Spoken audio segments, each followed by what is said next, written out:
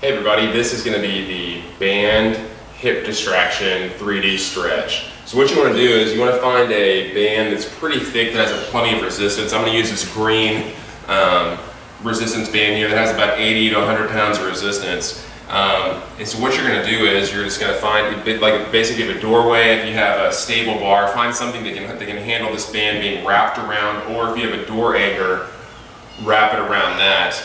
And what you're going to do is you're going to place your right leg through the band, slide it all the way up to the top of your hip, just like this.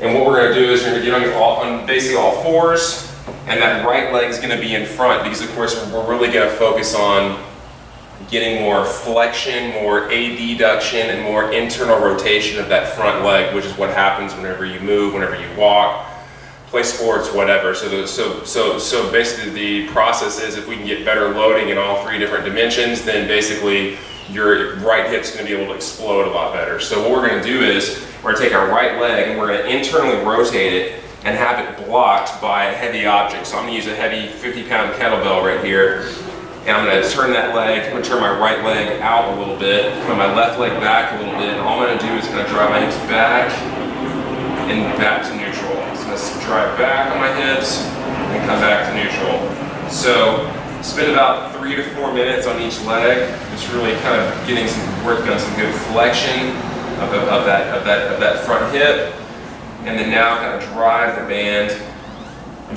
hip to the side towards the band and get some good adduction. And then lastly, line that hip up and really get some good internal rotation. So again, spend about 2 to 3 minutes on each leg there. If you notice, whenever you squat down, you can really kind of open that.